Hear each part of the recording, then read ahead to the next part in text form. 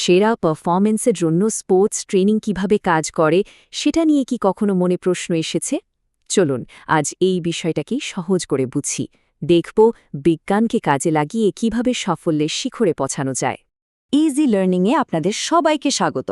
চলুন একসাথে কিছু নতুন জিনিস শিখি আর নিজেদের সেরা ভার্সন হয়ে উঠি। তো প্রশ্নটা হলো, নিজেদের ভেতরের আসল শক্তিটাকে কি জাগিয়ে তোলার জন্য সবাই তৈরি? চলুন এই দারুণ জার্নিটা শুরু করা যাক। আচ্ছা, প্রথমেই একদম গোড়া থেকে শুরু করা যাক, তাই না? এই যে আমরা স্পোর্টস ট্রেনিং নিয়ে কথা বলছি, জিনিসটা আসলে কি? এটাই হবে আমাদের আলোচনার মূল ভিত্তি। দেখুন, স্পোর্টস ট্রেনিং মানে কিন্তু শুধু মাঠে গিয়ে দৌড়ঝাঁপ বা সাধারণ অনুশীলন করা নয়। এটা তার চেয়ে অনেক বেশি কিছু। এটা আসলে একটা পুরোপুরি বিজ্ঞানভিত্তিক প্রক্রিয়া, যেটা বিশেষভাবে তৈরি করা হয় একজন ক্রীড়াবিদের পারফরমেন্সকে শুধু ভালো করার জন্যই না, বরং সেই ভালো পারফরমেন্সটা ধরে রাখার জন্য। একটা ভালো ট্রেনিং প্রোগ্রামের 4টে মেন পিলার বা স্তম্ভ আছে। ব্যাপারটা এভাবে ভাবা যেতে পারে। শারীরিক ফিটনেস হলো গাড়ির ইঞ্জিন, খেলার স্কিল বা দক্ষতা হলো সেই ইঞ্জিন চালানোর কৌশল, ট্যাকটিক্যাল দক্ষতা হলো রাস্তা চেনার ম্যাপ, আর মানসিক ক্ষমতা হলো চালকের কনফিডেন্স। 4টেই কিন্তু সমান জরুরি। এবার আমরা সেই নিয়মগুলোর কথা বলবো, যা প্রত্যেক সফল ক্রীড়াবিদ আর তাদের কোচকে মেনে চলতেই হয়। এটাকে বলতে পারেন সাফল্যের একটা প্লেবুক। সাফল্যের এই 4টে নিয়ম কিন্তু ভাঙা যাবে না। প্রথমটা হলো ধারাবাহিকতা, মানে রেগুলার প্র্যাকটিস। লম্বা ব্রেক নিলে কিন্তু সব পরিশ্রমই মাটি। 2 নম্বর, ধীরে ধীরে লোড বাড়ানো। শরীরকে মানিয়ে নেওয়ার সুযোগ দিতে হবে, তবেই তো আরও শক্তিশালী হবে। 3 নম্বর, সক্রিয় অংশগ্রহণ, মানে শুধু শরীর দিয়ে নয়, মন দিয়েও ট্রেনিংয়ে থাকতে হবে। আর সব শেষে সব কিছুই হতে হবে একেবারে পরিকল্পিত আর সিস্টেম্যাটিক। আন্দাজে কিছু করলে হবে না।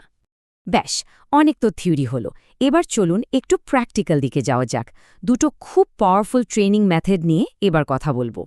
ট্রেনিংয়ের দুটো খুব কাজের পদ্ধতির মধ্যে পার্থক্যটা একটু বুঝে নেওয়া যাক। একটা হলো ইন্টারভ্যাল ট্রেনিং। এখানে খুব জোরে, মানে হাই ইন্টেন্সিটিতে কাজ করে আবার একটু রেস্ট নেওয়া হয়। এটা কার্ডিও ফিটনেস আর খেলার স্ট্যামিনা বাড়ানোর জন্য দারুণ। আর অন্যদিকে আছে ক্রস ট্রেনিং, মানে একজন দৌড়বিদ হয়তো একদিন সাঁতার কাটলেন। এতে সার্বিক ফিটনেস বাড়ে, ট্রেনিংয়ের একঘেয়েমি কাটে, আর ইনজুরির ঝুঁকিও কমে। এইবার একটা খুব গুরুত্বপূর্ণ বিষয়ে আসা যাক। সেটা হলো ট্রেনিং লোড। এটা আসলে নিজের লিমিটকে চেনা এবং খুব স্মার্টলি সেই লিমিটকে পুশ করার একটা ব্যালেন্সিং অ্যাক্ট।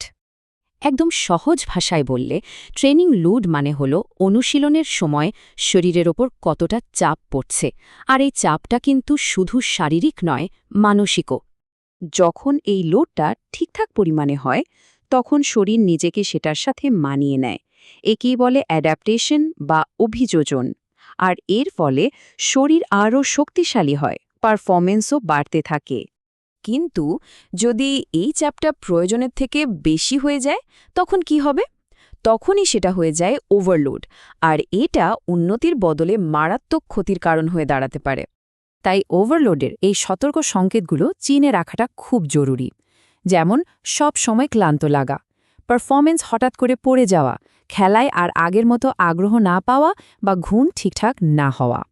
নিজের শরীর কি বলছে সেটা শোনা এবং এই সংকেতগুলো বোঝা কিন্তু একজন অ্যাথলিটের জন্য অত্যন্ত গুরুত্বপূর্ণ।